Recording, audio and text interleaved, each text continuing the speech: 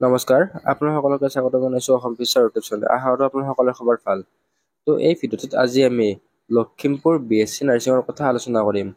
Assam cancer care ফাউণ্ডেশ্যনৰ অৰ্থাৎ ACCFৰ Lakhimpur medical কলেজত থকা BSc নাৰ্ছিঙৰ কথা আলোচনা কৰিম। তো ভিডিঅ'টো আপোনালোকে স্কিপ নকৰাকৈ সম্পূৰ্ণকৈ চাব। তো ইয়াৰে সকলোবিলাক তথ্য ভিডিঅ'টোত জনাম। তো যদি চেনেলত প্ৰথমবাৰৰ বাবে আহিছিল, ছাবস্ক্ৰাইব কৰি কাষত থকা বেল আইকনটো অন কৰি থৈ দিব আৰু আমাৰ হোৱাটছআপ আৰু টেলিগ্ৰাম গ্ৰুপত জইন হৈ ল'ব। লিংক ডেছক্ৰিপশ্যনত দিয়া থাকিব। তো আপোনালোকে ইয়াৰে অফিচিয়েল নটিচখন বা যিখন এপ্লিকেশ্যন ফৰ্ম আছে আমাৰ ৱেবছাইট eduasamplus.com-ত পাই যাব। তো আপোনালোকে eduasamplus.com ভিজিট কৰিব পাৰিব, নহ'লে ডেছক্ৰিপশ্যনত লিংক দিয়াই আছে। তো ইয়াতে কেৱল আপডেটবিলাক নহয়, জব আপডেটবিলাকো দিয়া হয়। তো আপোনালোকে নাৰ্ছিঙৰ জব, ষ্টাফ নাৰ্ছ বা অসমত যিকোনো জবৰ ক্ষেত্ৰত আমাৰ ৱেবছাইটটো ভিজিট কৰিব পাৰিব। তো আপোনালোকে নটিচখন ডাউনলোড দিবৰ কাৰণে প্ৰথমে তলৰ ফালে স্ক্ৰল ডাউন কৰিব। তো ইয়াতে সকলোবিলাক ডিটেইলছ ভালকৈ দিয়াই আছে, আপোনালোকে ইয়াতে পঢ়ি চাব পাৰিব। তো তলৰ ফালে স্ক্ৰল ডাউন কৰাৰ পিছত ইয়াতে কুইক লিংক বুলি এটা অপশ্যন আছে। তো ইয়াতে আপোনালোকে এপ্লিকেশ্যন ফৰ্ম, যিখন এপ্লিকেশ্যন ফৰ্ম আছে তাৰ পৰা ডাউনলোড কৰিব পাৰিব আৰু এডভাৰটাইজমেণ্ট ডিটেইলছ খান আপোনালোকে ইয়াৰ পৰা ডাউনলোড কৰিব পাৰিব। তো এইখন প্ৰস্পেক্টাছ, তো লেখা আছে লখিমপুৰ কেঞ্চাৰ কেয়াৰ। তো আছাম কেঞ্চাৰ কেয়াৰ ফাউণ্ডেশ্যনৰ আণ্ডাৰত থকা লখিমপুৰ মেডিকেল কলেজৰ লখিমপুৰ কেঞ্চাৰ চেণ্টাৰত এই কৰ্চটো আছে। তো এইটো SSUHSৰ Srimanta Sankardev university of health সায়েন্সৰ আণ্ডাৰতে আছে, SSUHSৰ এফিলিয়েটেড হয়। বাকী এই যিটো PDF বা প্ৰস্পেক্টাছ আছে 29টা পেজ আছে, আপোনালোকে 29টা পেজ চাব পাৰিব। তো ইয়াতে সকলোবিলাক নালাগে বাৰু।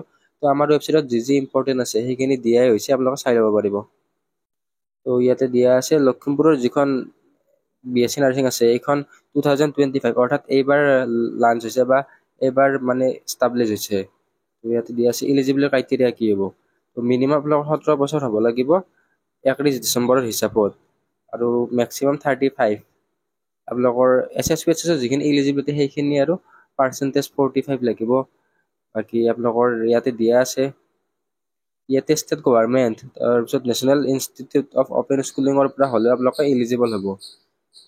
নেক্সট আপোনালোকে ইয়াতে এডমিশ্যন ল'বৰ কাৰণে বা এপ্লাই কৰিবৰ কাৰণে Srimanta Sankardev university of health সায়েন্সৰ BSc নাৰ্ছিঙৰ এণ্ট্ৰেন্স এক্সামটো দিয়া হ'ব লাগিব।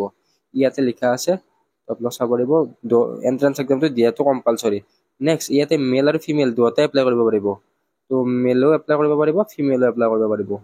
তো দুয়োটাই এলিজিবল হয়। কোনো যদি মেল কেণ্ডিডেটটো SSUHSৰ BSc নাৰ্ছিঙৰ এণ্ট্ৰেন্স এক্সাম দিছিল, তো সেইসকলেও এলিজিবল হ'ব। বাকী ৰিজাৰ্ভেশ্যনটো দিয়া আছে। তো আপোনালোকৰ ৰিজাৰ্ভেশ্যন SCৰ কাৰণে STৰ কাৰণে OBCৰ কাৰণে এইখিনি ৰিজাৰ্ভেশ্যন আছে। নেক্সট কেনেকৈ এপ্লাই কৰিব। তো ইয়াতে আপোনালোকে এপ্লিকেশ্যন ফৰ্মখন ডাউনলোড কৰিব লাগিব। তো এপ্লিকেশ্যন ফৰ্মখন এই PDFটোৰ শেষৰ ফালেও দিয়া আছে আৰু আমাৰ ৱেবছাইটত এপ্লিকেশ্যন ফৰ্ম বুলি দিয়া আছে। তো 2টা পেজৰ এপ্লিকেশ্যনখন সেইখন ডাউনলোড কৰিব লাগিব। তো আপোনালোকে আমাৰ ৱেবছাইটৰ পৰা ডাউনলোড কৰিব পাৰিব। তাৰপিছত ডাউনলোড কৰাৰ পিছত আপোনালোকে সেইখন ফিল আপ কৰিব লাগিব আৰু ক'ত জমা দিব লাগিব। আপোনালোকে অফলাইন জমা দিব লাগিব, অনলাইন নহয়, অফলাইন জমা দিব লাগিব। তো প্লেচটো ইয়াতে দিয়া আছে Lakhimpur nursing college, Lakhimpur medical college and hospital.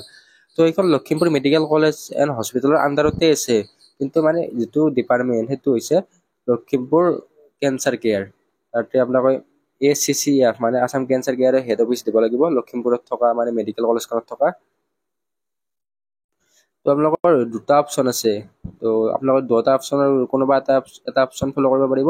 1 number আপোনালোকে লখিমপুৰৰ কেঞ্চাৰ কেয়াৰত গৈ কিনে মেডিকেল কলেজৰ কেঞ্চাৰ কেয়াৰৰ লখিমপুৰ নাৰ্ছিং কলেজখনত গৈ কিনে আপোনালোকে এপ্লিকেশ্যনখন জমা দিব পাৰিব। আৰু 2 নম্বৰ অপশ্যনটো হ'ল Assam cancer care foundation head office Guwahati.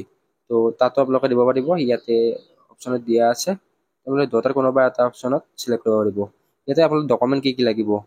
3 recent passport size photo, তাৰপিছত বাৰ্থ চাৰ্টিফিকেট, ক্লাছ 10ৰ পাছ চাৰ্টিফিকেট আৰু মাৰ্কশ্বিট, নেক্সট 12ৰ পাছ চাৰ্টিফিকেট আৰু মাৰ্কশ্বিট, নেক্সট মাইগ্ৰেশ্যন চাৰ্টিফিকেটখন আপোনালোকৰ লাগে। তো বহুতে মাইগ্ৰেশ্যন চাৰ্টিফিকেটখন এতিয়ালৈকে বনোৱা নাই, তো মাইগ্ৰেশ্যন চাৰ্টিফিকেটখন বনাই ল'ব। তো ইয়াতে চাগে মেবি পাছত দিলেও হ'ব। তো মাইগ্ৰেশ্যন বনালে দি দিব আৰু তাৰপিছত ক্লাছ 10ৰ কথা অলৰেডি ইয়াতে দিয়াই আছে। নেক্সট কাষ্ট চাৰ্টিফিকেট, তাৰপিছত PRCখন লাগিব, তো মেডিকেল ফিটনেছ চাৰ্টিফিকেট লাগিব আৰু PWD কেণ্ডিডেট হ'লে সেইখন লাগিব। তো ইয়াতে অপশ্যনটো দিয়ে দিছে, তো ক'ত আছে আপোনালোকৰ লোকেশ্যনটো চাব পাৰিব। তো লখিমপুৰতো দিব পাৰিব আৰু গুৱাহাটীতো GS ৰোডতো দিব পাৰিব। তো চিলেকশ্যন মেথডটো দিয়া আছে। তো চিলেকশ্যনটো আপোনালোকৰ SSUHSৰ এণ্ট্ৰেন্স এক্সামৰ মাৰ্ক বেচিছত হ'ব। নেক্সট এডমিশ্যন ফিজ আপোনালোকৰ 40,000 টকা। নেক্সট আপোনালোকৰ ফাৰ্ষ্ট ইয়েৰত যাব এইটো ছেমি গভৰ্ণমেণ্ট হয়, তো আপোনালোকৰ ইয়াতে ফিজটো বেছি হয়। নেক্সট আপোনালোকৰ ফাৰ্ষ্ট ইয়াৰত কলেজ ফিজ মানে যাব 1,48,000।